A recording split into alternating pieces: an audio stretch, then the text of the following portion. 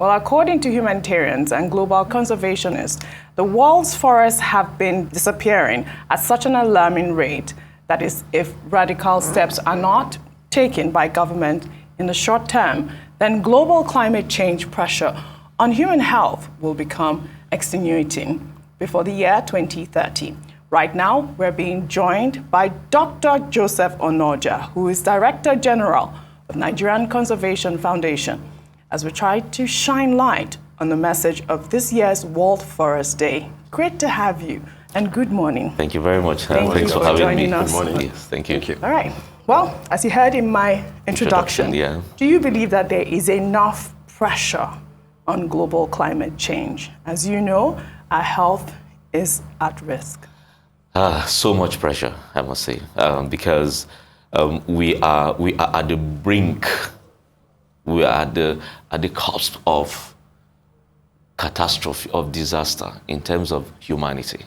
And that is why we continue to raise awareness, that people will be aware of this. Sometimes we just go about our normal lives as if things are normal, but there are a lot of things happening that we in the environment sector are looking at, and we just wonder, how are people going about their lives as if nothing is happening?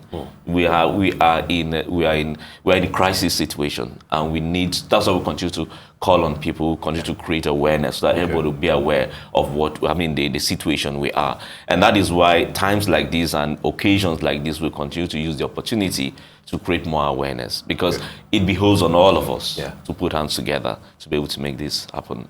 All right, so let's talk about the World Forest Day, which is the key reason why you are here. Yeah. Was it on the 21st? 21st of March. Okay. Yes. Yeah, International Day of Forest. Of Forest. So has it been celebrated, and what is Lekki Conservation, for example, doing, as part of the activities for this year? Yeah, so International Day of Forest is a way of trying to create that awareness, that people will be aware. Because sometimes when people see trees just standing and the forest standing, they look beautiful, and that's what people think that they are. But we are intrinsically related and connected to it.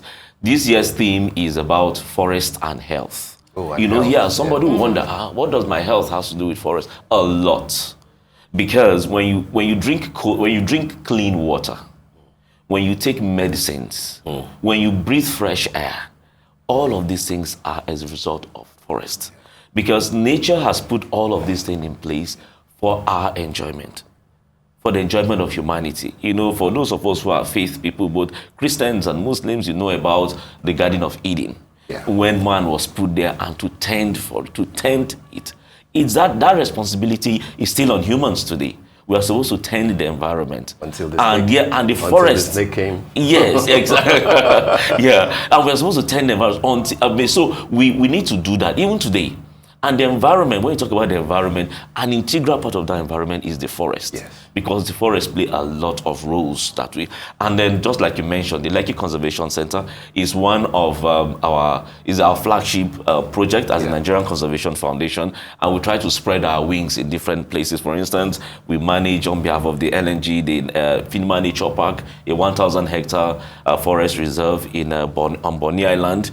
We have one which was donated to us recently by the President Muhammadu Buhari in Abuja. We have the one we manage on behalf of a community on the Obudu Cattle Ranch. And then we also work closely with the national parks, because that is very important for us, our parks. Not that the forest alone, but also the species and the biodiversity that space encompasses. So they play a lot of roles, and they're very important for our well-being, because we don't want to get to a point whereby not just wearing masks for the sake of COVID, but wearing masks because we want to save ourselves from pollutants in the air. Pollution. Yes, so it's very important for us to see the connection with all of these things and the role that forests play. Okay. For instance, let me take you back again to the Lekki Conservation Center.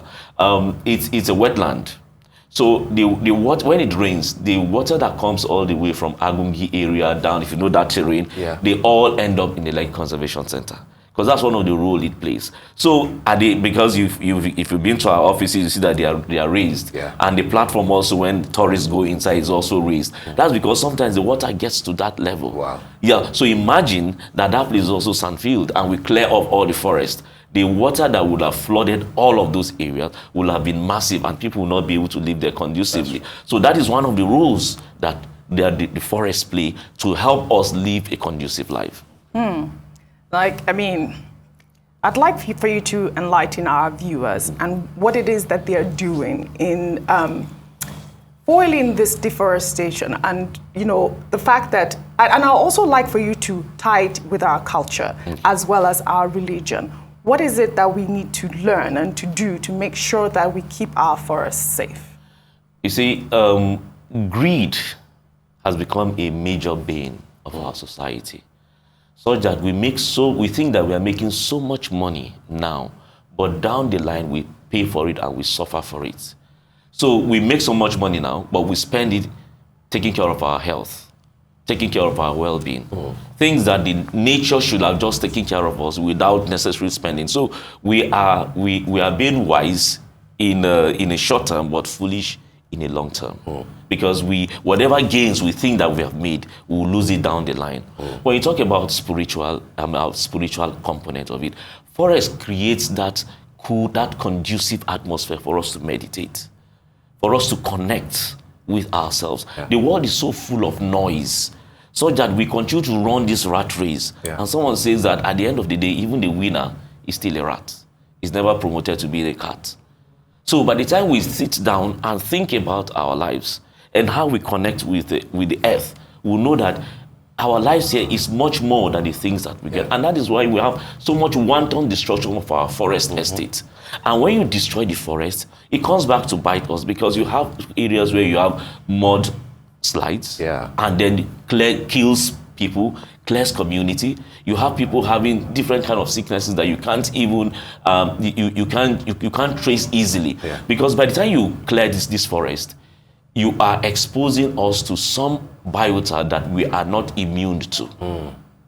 Because when you do that, then you start, because we are not immune to them, it kills us very fast and very easily. Yeah. And that's why you find maybe a disease that will just come and wipe us off.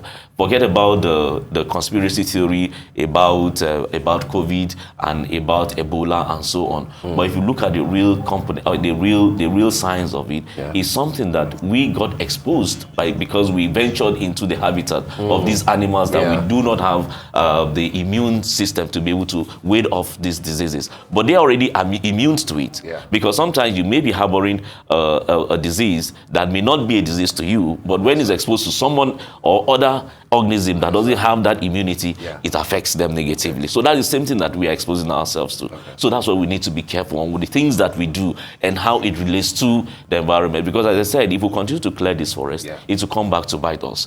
And and what happens is that the few people who gain from this forest, they are depriving others, because the few people are the ones that gain the monetary component. Meanwhile, the intrinsic value of the forest is for all of us. Absolutely. So you can see that very few people, very few people, are depriving the majority of us of the value that we will have derived from the forest. Okay, very quickly, let me ask you this. How is a state like Lagos doing in terms of, looking after forests? I mean, those who want to be uncharitable to our state will say that Lagos is an urban jungle. But then we know that if from Lekki Conservation, if you're going towards Ekpe or you are going towards Badagry, we still have a lot, that can be conserved. How well is Lagos doing? Yes, well, I must commend the state government for what they are doing in terms of forest, but much more can be done. And especially with the recent, I will not say wanton, but so much estates coming up without recourse to the laws that say at least 25% of every land should be green. Absolutely. So if you want to develop an estate, that's not being observed. Because you find estate, they will just go and clear very virgin lands, and probably those areas are estate, especially if you go towards the Bejuleki axis and things like that. So you just see wetlands and you sandfill everywhere. But you're supposed to leave, you're supposed to leave some areas. You're supposed to leave some areas so that it's able to absorb whatever pressure. Because you are going to displace some biodiversity. Where would they run to?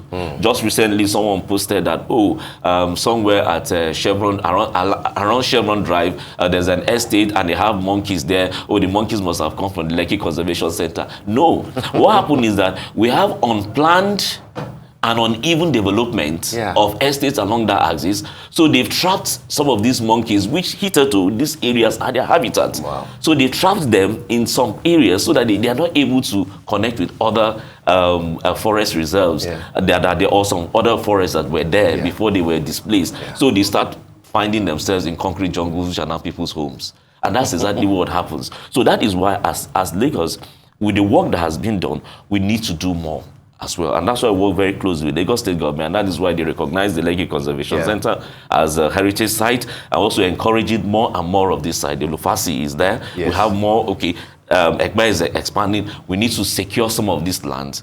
We are not saying that you should not develop, but when you should develop with the grain in mind. I think that should be the message that's for this year, you know. Yes. Forest and health. Yeah, exactly, really. forest and health. Because at the end of the day, we are having a heat index in an urban city, a mega city like Lagos. By the time our heat index goes beyond what we can bear, we will start paying so much money to cool our town. Meanwhile, it won't be as effective as what forests will have done. Absolutely. Right. Absolutely. Very much. All right. Onoja, for joining us on the program, and well done.